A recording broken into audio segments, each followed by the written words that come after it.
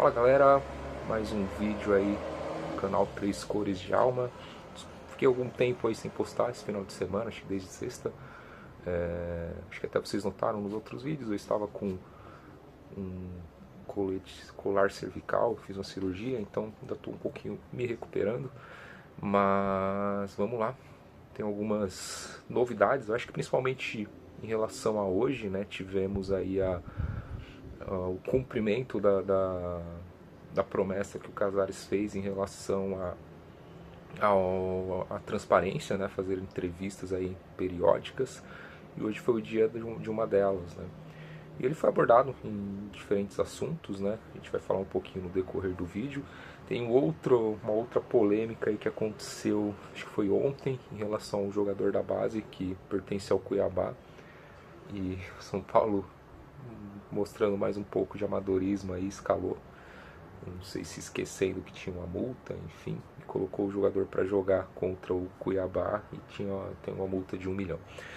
Mas vamos lá sobre alguns pontos aí em relação à entrevista do Casares, né? Ele foi perguntado, por exemplo, sobre a relação dele com o Carlos Belmonte, se tinha alguma chance de realmente um rompimento, um desligamento, algo nesse sentido, né? E de fato ali ele não desconversou, ele até falou que existem, como em todo ambiente de trabalho, existem discordâncias e ele e o Belmonte não é diferente, acontece e eles se acertam, né, basicamente, né? Então eles acabam se entendendo entre eles, mas de fato ele acredita muito, ou ele diz muito sobre a competência dele do Belmonte, né, em relação à gestão do futebol, e que confia no trabalho dele, não à toa já estão trabalhando aí há 5 anos juntos, e meio que nas entrelinhas deixou que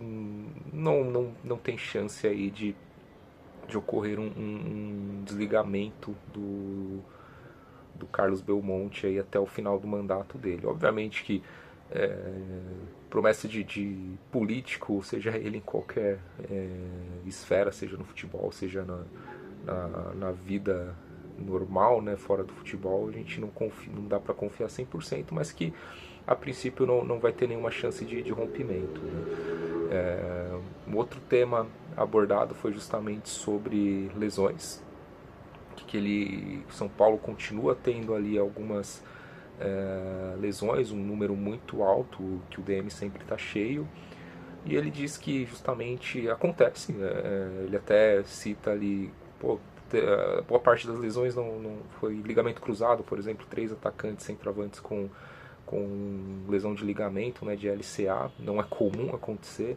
Ele até fala que isso pode ser uma decorrência de um número de jogos muito elevado, assim como diferentes tipos de gramado, e ele fala de forma geral, tanto a gramado natural, que encontra-se em alguns estádios muito ruins, em situações que não são adequadas ali para a prática do futebol, e fala também do sintético, né, que cada clube que utiliza o gramado sintético não existe um padrão, então cada um tem um tipo de grama sintética, e isso também pode ser prejudicial para a saúde dos atletas quando vão jogar nesse tipo de gramado. Então, quando ele fala das lesões, ele cita a maioria, a boa parte em relação a, poxa, calendário, gramado, e também algumas questões atípicas, né? A trombose do Luiz Gustavo, o próprio Lucas, que segundo ele nunca tinha se machucado e machucou e precisou ser operado recentemente. E também, basicamente, foram esses que ele citou. E ele foi justamente também puxando esse gancho de lesão, ele foi questionado sobre o Oscar, né, que mais uma vez sofreu uma lesão. Ontem foi anunciado que, infelizmente, ele não pode retornar. Eu já tinha até no vídeo anterior falado, poxa, é muito estranho o Oscar estar no banco e não entrar, por exemplo, no jogo contra o Palmeiras, né? Ficou no banco, então talvez já tivesse uma suspeita de lesão, parece que foi na panturrilha, uma lesão muscular, e mesmo assim ele foi pro jogo, mas acabou não entrando, né? E aí ontem teve realmente a divulgação dessa nova lesão do Oscar, que vai estar fora aí pelo menos do próximo jogo, ainda não foi anunciado gravidade, nada do tipo.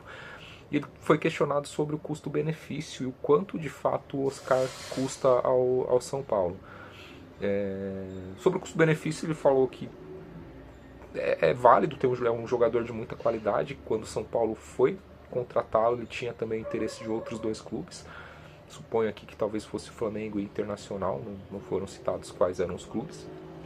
E o São Paulo acabou conseguindo aí fazer essa contratação, uma contratação de peso. De fato, se jogasse, concordo que seria um nome bem importante aí pro São Paulo.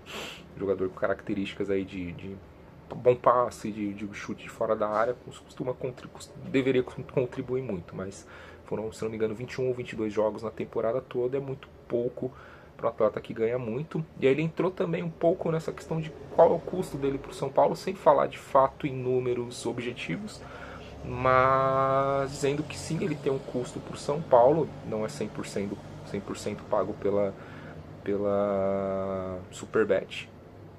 E até me assustou um pouco que acho que a maior parte do custo do Oscar é custeado pelo próprio São Paulo, né? E não é meio a meio, nada nesse sentido. São Paulo tem a maior parte do custo com relação ao Oscar e um percentual ali, como eu disse, não foi mencionado qual, é a Superbet que arca com esse custo.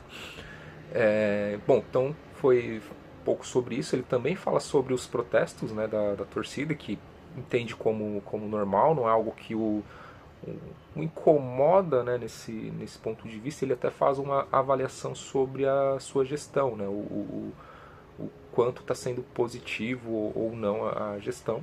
Ele fala primeiramente sobre os protestos. Ele entende que a torcida fica insatisfeita, são eliminações, derrota no clássico como foi contra o Palmeiras, a eliminação na Libertadores para a LDU.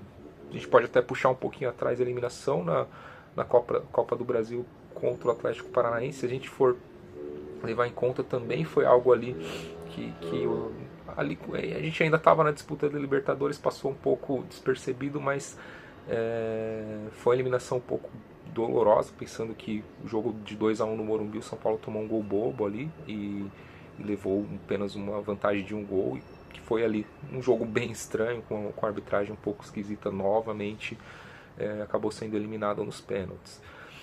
Mas ele entende, o torcedor ele é movido a paixão, e quando não há o resultado não chega, acabam chegando as críticas, principalmente nesse caso muito sobre a diretoria, e sobre ele, sobre o Belmonte, enfim. Mas ele entende como algo natural, tendo em vista o que tem acontecido, os fatos que foram acontecidos nessa temporada.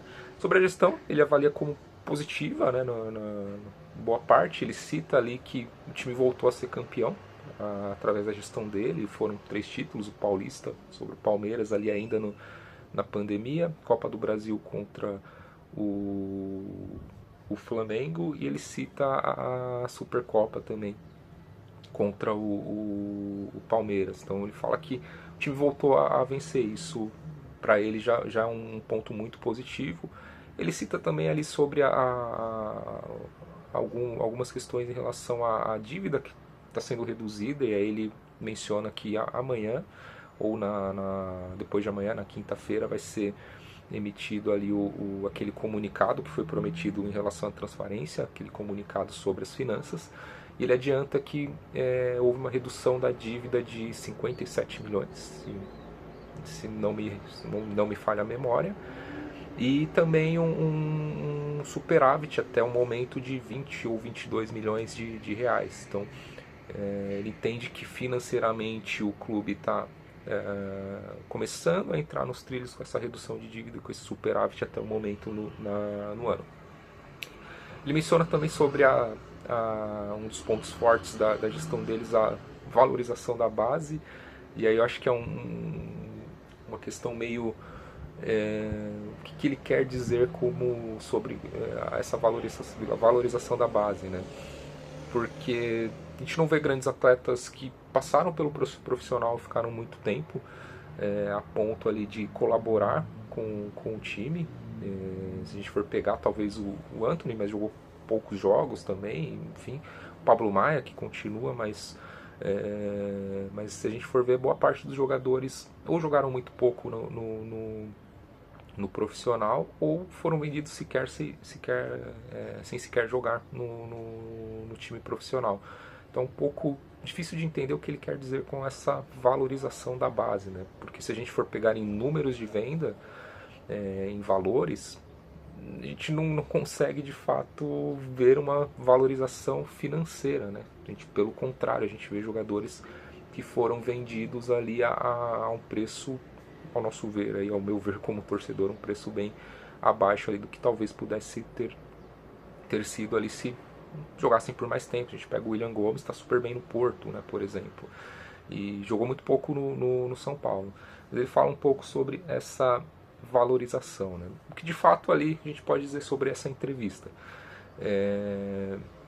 Talvez o tempo é curto, então poucas perguntas ali de fato e ao mesmo tempo nessas poucas perguntas ele não justamente pelo pouco tempo ele não consegue talvez dar respostas mais com maiores informações, com maiores detalhes, e ficam às vezes algumas informações pairando, coisas vagas ali que não deixam algumas questões tão claras, né? Mas talvez esses foram os principais pontos, assim, pensando no que eu pude ver ali da entrevista. E um tópico ali adicional, aqui não em relação à entrevista, mas sobre um pouco ali do amadorismo. Ontem foi divulgado que provavelmente São Paulo vai ter que pagar uma multa de 1 milhão ao Cuiabá por utilizar um jogador no torneio Sub-20, no jogo contra o próprio Sub-20, Sub-17, contra o próprio Cuiabá. Esse jogador estava emprestado pelo Cuiabá ao São Paulo e teria uma cláusula contratual que nos jogos ali, aquela cláusula que a gente está acostumado a ver no profissional, que em jogos contra o time que é dono do passe dele não joga a não ser que pague uma multa. E ele era banco de reservas e simplesmente foi colocado ali durante o jogo, faltando 6 minutos.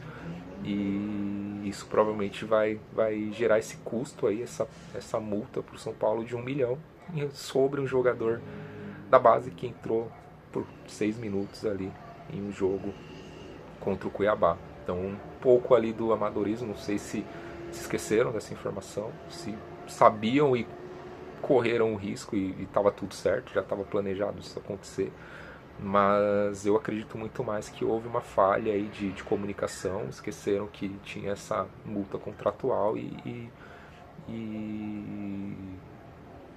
colocaram o jogador para entrar. Enfim, é um pouco aí das notícias de hoje, né? Até o momento. Qualquer novidade eu retorno aí com um novo vídeo. Espero que gostem, curtam, compartilhem o vídeo, comentem.